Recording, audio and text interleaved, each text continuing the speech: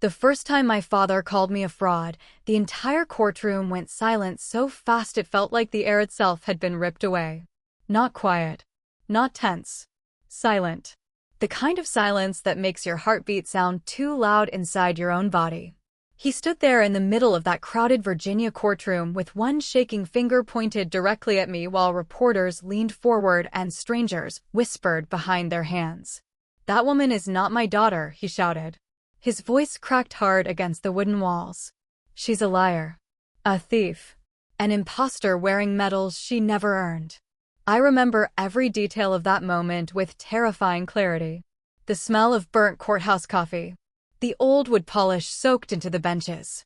The sting of freezing rain is still trapped in my coat. The flicker of fluorescent lights overhead. And most of all, the feeling of becoming 8 years old again.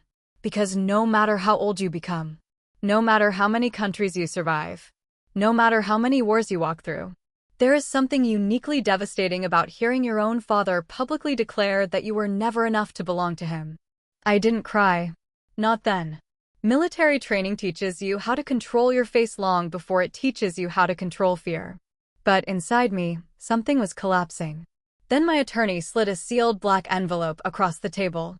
Pentagon insignia. Federal authorization stamp. The judge opened it carefully. Read one line. Then another. And suddenly his entire expression changed. The courtroom shifted with him. He removed his glasses slowly and looked directly at me in a way no one ever had before, not with suspicion, not curiosity, not pity. Respect. Then he said the words that changed everything. "Everyone in this courtroom will stand immediately." And for the very first time in my life, I watched my father become afraid of me. I was born in Cedar Hollow, Virginia.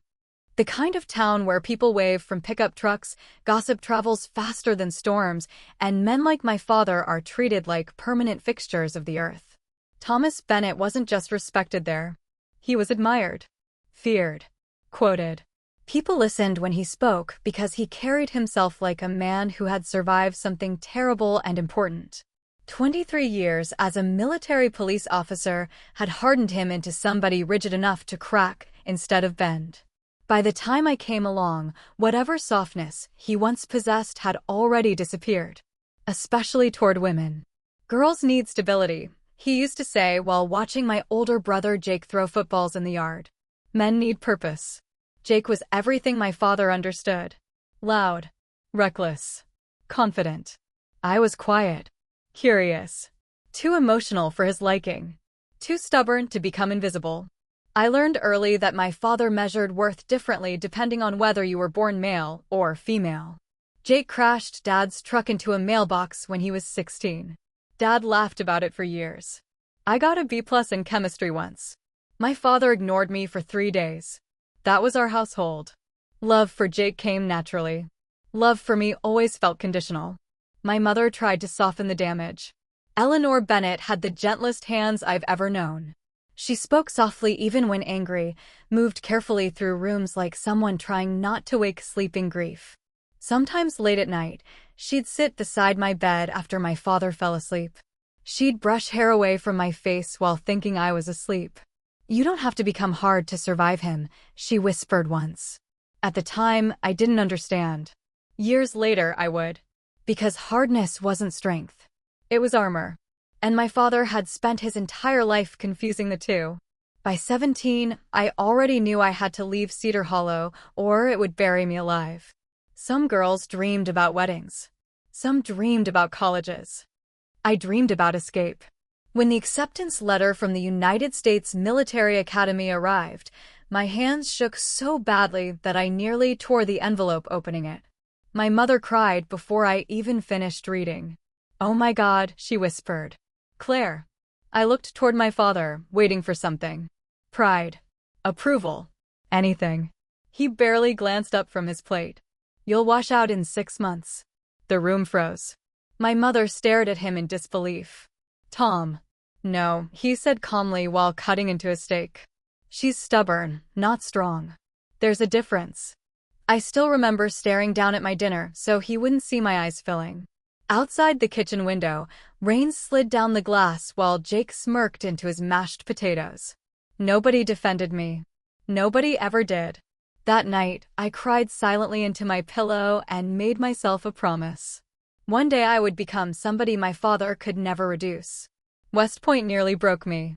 That's the truth people romanticize least about military academies. You arrive believing discipline means waking up early and exercising hard. Then reality strips you down to raw nerve endings. Sleep deprivation. Blistered feet. Screaming instructors. Training exercises that pushed your lungs so hard it felt like breathing through broken glass. And being a woman meant constantly feeling watched. Measured. Tested. Some men wanted me gone before I even introduced myself. But growing up with Thomas Bennett prepared me better than any of them realized. Because when you spend your childhood being emotionally dismantled, physical pain becomes simpler somehow. Cleaner. At least bruises make sense. I learned to run through exhaustion. To compartmentalize fear. To keep moving while everyone waited for me to fail. And slowly, something dangerous happened. I stopped needing approval. That terrified people more than weakness ever could. The first time I truly understood my own strength happened during a mountain training exercise in winter. 3 cadets collapsed from exhaustion before dawn. One vomited from altitude sickness. Another started crying quietly from stress and sleep deprivation. I kept climbing. Not because I was tougher physically. Because emotional isolation had already trained me to survive loneliness. I knew how to continue while hurting. That was my entire childhood. When I graduated, my mother drove 9 hours to watch me receive my commission. She cried during the ceremony, took dozens of blurry photos, held my face in both hands afterward like she couldn't believe I'd made it. My father never came. He claimed he had better things to do. Years later, I learned he spent that weekend drinking at a fishing cabin with old friends. That knowledge hurt far more than his absence. Because absence can sometimes be accidental. Choice cannot. My military career took me everywhere. Germany first. Then Kuwait. Then, the assignments nobody in my family fully understood because I wasn't allowed to explain them. Diplomatic security. Operational coordination. Recovery missions. Places where fear smelled metallic and permanent. I missed birthdays. Christmases. Funerals. Relationships that might have become marriages. While everyone back home built normal lives, I learned how to survive abnormal ones. Meanwhile, Jake drifted from disaster to disaster. Failed businesses. DUIs. Gambling debts. Broken relationships. And every single time he fell, my father caught him. "That's my son," Dad always said proudly. As though those words explained everything. The older I became, the more my father seemed to resent me. Not loudly at first. Quietly. Like a man irritated by a mirror he didn't want to look into. He hated it when neighbors congratulated me. I hated it when people thanked me for my service. Once during Christmas dinner, a family friend praised me for making major. Dad snorted into his whiskey. "Military's different now," he muttered. "Half of it's politics." The table went silent. My mother looked exhausted. And suddenly I realized something devastating. She had spent most of her marriage apologizing emotionally for a man who never apologized once himself. Then my mother got sick. Pancreatic cancer. Fast. Cruel. Merciless.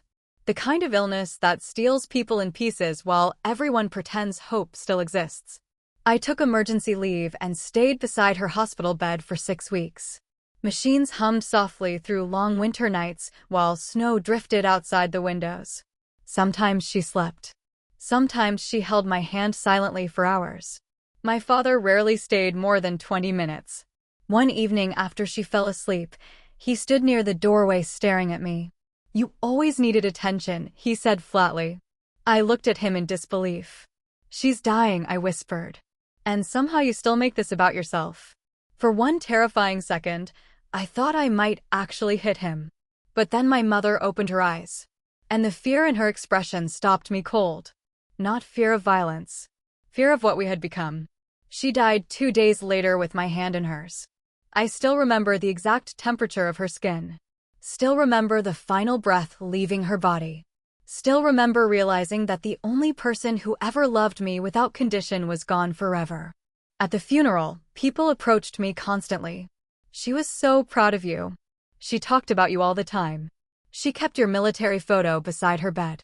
Every sentence both healed and destroyed me simultaneously. My father barely looked at me the entire day. After the burial, while relatives carried casseroles into the church basement, he finally approached me near the cemetery gate. Cold wind moved through the dead grass between us.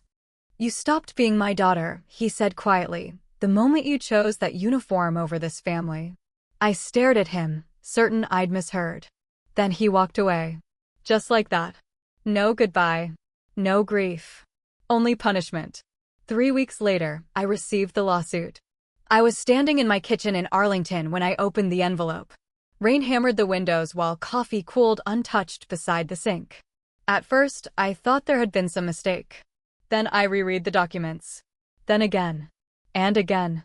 Thomas Bennett was suing me for my mother's house, savings, and remaining assets.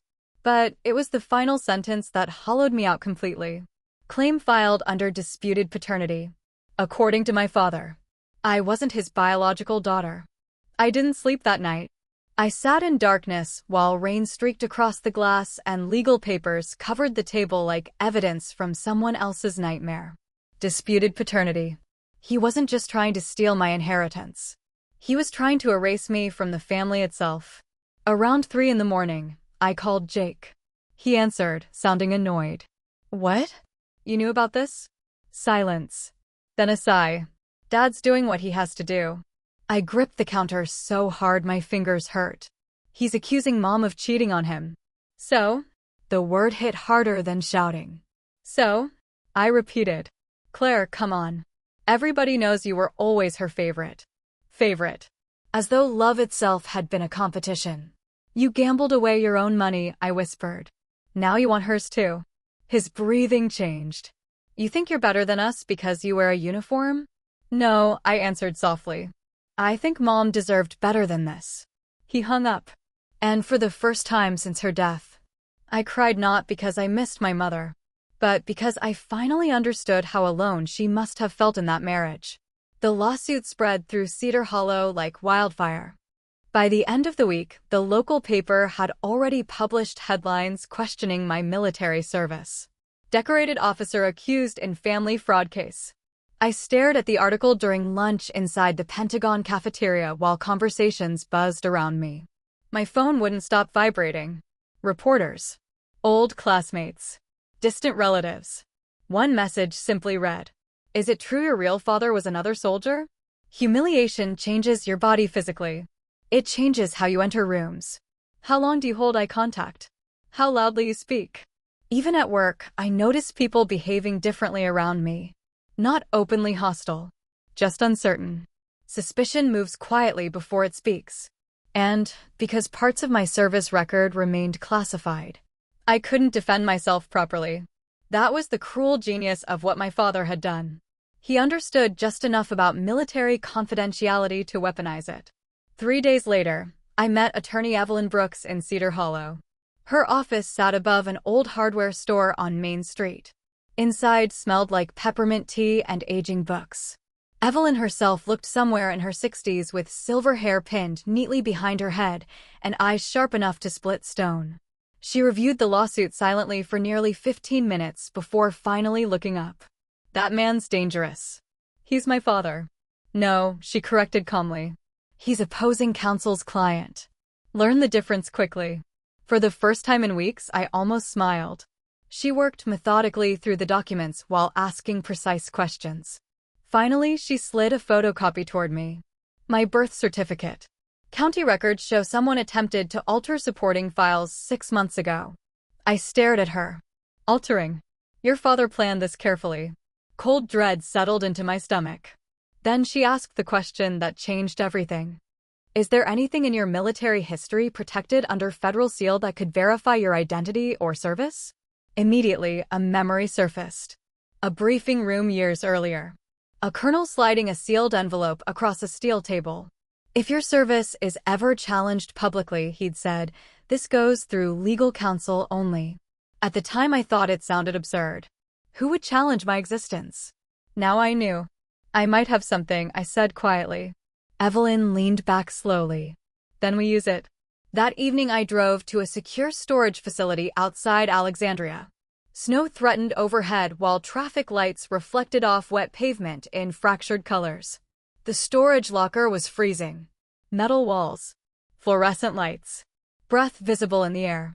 At the very back sat an old military footlocker scarred from deployments overseas. Inside were photographs, commendations, uniforms, and beneath them, a flat black document case. The seal remained intact. Dark blue wax. Department of Defense insignia. Stamped in red. Authorized by federal order only. My pulse quickened immediately. I remembered the colonel's warning. Some documents protect information. Others protect people. For several seconds I simply stared at it. Then I picked it up carefully. And for the first time since the lawsuit began, I realized my father had absolutely no idea what he had started. The courthouse in Fairfax buzzed with tension from the moment we arrived. Reporters crowded the entrance beneath gray winter skies. Cameras flashed instantly. Major Bennett, did you fabricate your military record? Is federal fraud involved? Evelyn guided me forward calmly. Eyes ahead. Inside, whispers spread everywhere. People love scandals involving family. They love them even more when patriotism becomes involved. Then I saw my father, standing near the front row in a dark suit suddenly too large for him. Older. Harder. Still carrying that same cold certainty that ruled my childhood. Jake stood beside him, refusing to meet my eyes. For one pathetic second, some wounded part of me still hoped Dad would pull me aside and admit this had gone too far. Instead, he looked at me like an enemy. You ready? Evelyn asked quietly. No. Good, she replied. Honest people survive cross-examination better. The hearing began formally enough. Procedural arguments. Financial disputes. Estate claims. But underneath every legal phrase sat something deeply personal. Opposing counsel painted me carefully into someone unrecognizable. Manipulative. Dishonest. Attention-seeking. A woman who abandoned her family for status. At one point, Attorney Richard Vance held up portions of my military record. Significant elements of Major Bennett's alleged service cannot be independently verified. Alleged. That word burned. Evelyn remained calm beside me while he continued. We simply seek truth regarding potential fabrication for financial gain. 20 years of service reduced to a possible scam. When court recessed for lunch, I escaped into the hallway. That's where my father found me. You should settle, he said casually. I turned slowly. What? Give Jake the house. Walk away. I stared at him. You accused Mom of cheating on you. His jaw tightened. That woman poisoned this family against me. That woman. Not your mother. Not Eleanor. That woman. Something inside me finally broke. She loved you. No, he snapped. She pitied me. And suddenly, I saw it. Not anger. Humiliation. My father had spent his entire life terrified of inadequacy. He couldn't stand my success because it forced him to confront his own failures. You think those medals made you important, he whispered. You're still just a girl who ran away. I noticed his hands trembling. Not from age. Fear. This lawsuit had never been about money alone. It was punishment. He needed to destroy me because my existence reminded him of everything he wasn't. Back inside court, Evelyn dismantled their case piece by piece. Banking records proving Jake's debts. Mortgage documents showing my mother paid most household expenses. Evidence my father attempted accessing county records illegally. Judge Whitmore's expression darkened steadily. Then Vance made his mistake. Because there are no complete records available, he argued. Evelyn stood slowly. Or because some records are protected. The courtroom quieted instantly. Vance scoffed. Protected from probate court? Evelyn looked toward me. Now. My heartbeat slammed against my ribs. Slowly, I removed the sealed black document case. The moment it touched the table, the atmosphere changed. Judge Whitmore inspected the Pentagon seal carefully before breaking it open. Paper crackled softly. He read one page. Then another. Then another. His face changed completely. Not confusion. Recognition. He reread a paragraph slowly before removing his glasses. Vance stood. Your Honor. Sit down. The words cracked like gunfire. The judge looked directly at me. And suddenly, respect entered the room. Then came the moment I will never forget. Judge Whitmore placed both hands flat against the bench. Everyone in this courtroom will stand immediately. Confused murmurs spread. Chairs scraped backward. The courtroom doors closed behind us. Then he spoke. The federal documentation submitted confirms Major Claire Bennett served in multiple classified operations under Department of Defense authorization. Whispers exploded instantly. The judge continued. These records establish commendations and operational service beyond civilian clearance review. My father looked utterly lost. What decorated officer? He muttered. She worked some office job overseas. Judge Whitmore turned toward him slowly. Mr. Bennett, he said quietly, your daughter received honors. This court does not possess authority to fully examine. Silence swallowed the room. Then Evelyn introduced the second set of documents. Old county records, financial filings, and finally, proof that my father himself had legally identified me as his biological daughter decades earlier. The courtroom turned on him instantly. You knowingly filed false claims? The judge asked. My father's confidence was visibly shattered. You don't understand, he whispered weakly. No, Judge Whitmore replied coldly. You don't understand. Then two federal agents entered the courtroom. Dark suits.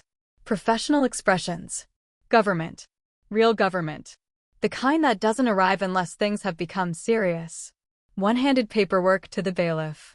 The other gave me the smallest respectful nod. My father looked terrified now. You said this was probate court, he hissed at Vance. But it wasn't anymore.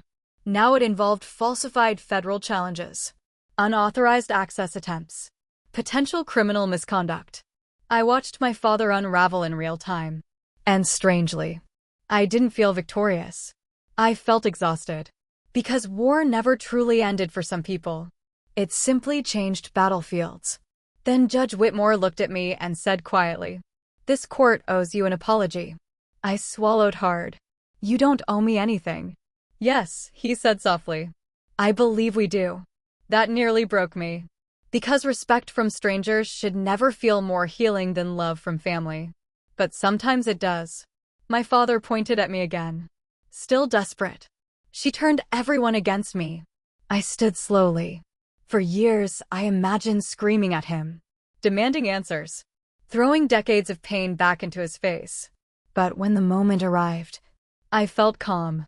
You know the saddest part? I asked quietly. He stared at me. You still think this is about winning? His face twitched. You spent your entire life trying to make me feel small enough for you to feel strong. Silence. You didn't lose your daughter today, I whispered. The room held its breath. You lost her years ago. For the first time in my life.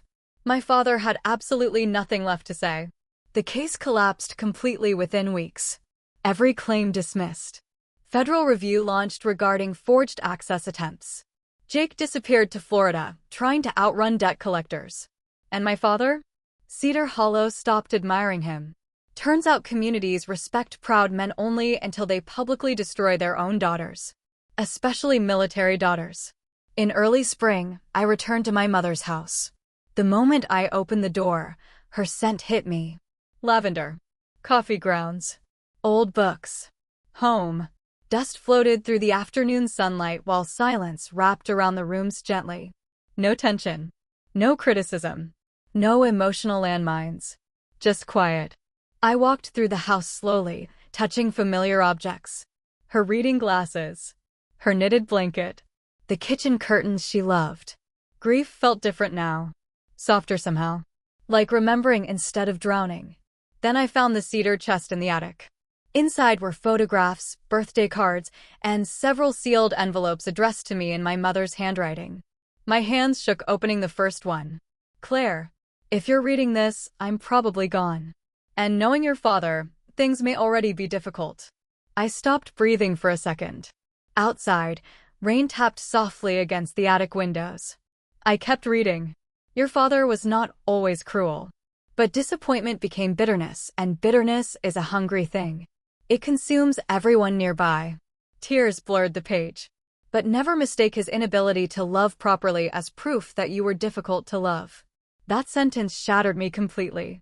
I pressed the letter against my chest and cried harder than I had during the trial. Because after months of being called a fraud, my mother finally brought me home to myself. That summer, I renovated the house instead of selling it. Not completely. I kept the creaking floors she loved, the blue kitchen tiles, the garden where she grew tomatoes every spring. But I changed enough to make it mine too. Opened curtains. Painted the walls lighter. Let sunlight reach places grief had darkened for years. Then I started something new. A scholarship fund for daughters of military families across Virginia. Young women pursuing service academies, ROTC, aviation programs, and medical corps training. The first award ceremony nearly destroyed me emotionally. Watching nervous girls stand proudly in pressed uniforms while parents applauded from folding chairs. I realized cycles only end when someone chooses not to continue them. My father taught me silence. My mother taught me endurance. But I wanted to leave behind something greater than survival. I wanted to leave behind safety. One October evening, my father came to the house. I saw him through the front window before he knocked. Older now. Smaller somehow. The terrifying certainty he carried my whole childhood had collapsed inward. I opened the door but stayed inside. For several seconds, neither of us spoke. Finally, he cleared his throat. "Claire." His voice sounded fragile. "I heard about the scholarship." I waited silently. "Your mother would have liked it." The sincerity hurt more than anger. Because sometimes apologies arrive after the damage has already become permanent. I came to say, he swallowed hard. I made mistakes. I studied him carefully. For the first time in my life, he looked lonely instead of powerful. And that was infinitely sadder. "My mother gave me this home," I said softly. He nodded slowly. "You gave me every reason to survive." His eyes filled with tears. I think he wanted forgiveness. Maybe even reconciliation. But forgiveness and access are not the same thing. After a long silence, he nodded once and stepped backward off the porch. Then he walked away slowly through the falling autumn leaves. I never saw him again. 2 years later, I received a phone call from Cedar Hollow. My father had suffered a heart attack. Gone before paramedics arrived. I drove back for the funeral alone. The church looked smaller than I remembered. Older too. Time had worn down everything except memory. People spoke quietly when I entered. Some offered condolences. Some avoided eye contact entirely. Jake arrived late, looking exhausted and bloated from years of bad decisions. We barely spoke. After the service, everyone drifted toward the cemetery beneath a pale winter sky. I stood beside my father's grave long after the others left. The wind moved softly through the trees. And for several minutes, I simply looked at the headstone. Thomas Bennett. Father. Veteran. Husband. A complicated man reduced to carved stone. I expected anger. Relief. Closure. Instead, I felt grief. Not for the father I had. For the father I needed. There's a difference. People think healing means your pain disappears. It doesn't. Healing means the pain no longer controls the shape of your life. Standing there beside his grave, I finally understood something my mother had tried teaching me years earlier. Some people are so wounded by their own disappointments that they spend their lives hurting everyone who reminds them of what they failed to become. My father couldn't love me properly because he never truly respected himself. That realization didn't excuse him. But it freed me. Before leaving, I placed my mother's final letter beneath a small stone at the base of his grave. Not for him. For me. Then I walked away. And this time, I never looked back. Today, the Scholarship Foundation supports dozens of young women every year. Pilots. Engineers. Military officers. Medics. Girls who grew up being told they were too emotional, too weak, too ambitious, too difficult. Every year, I meet daughters trying desperately to earn love from fathers incapable of giving it freely. And every year I tell them the same thing. Your worth is not measured by someone else's inability to see it. Sometimes they cry when I say that. Sometimes I nearly do too. The truth is, the courtroom never healed me. Winning never healed me. What healed me was finally understanding that love should not have to be earned through suffering. That family does not have permission to destroy someone. That protecting your peace is not betrayal. And that surviving people who failed to love you properly is its own kind of courage. I spent most of my life trying to become someone my father would finally respect. But peace only arrived when I stopped needing him to, and maybe that's the hardest lesson adulthood teaches us. Sometimes the people who raised you never become the people you hoped they'd be. Sometimes closure is simply choosing not to keep bleeding for someone who cannot stop cutting you. But life goes on anyway. Beautifully. Quietly. Softly. Like sunlight entering an old house after years of darkness. And eventually, if you let yourself heal, you realize something extraordinary. You were never hard to love. Not even once.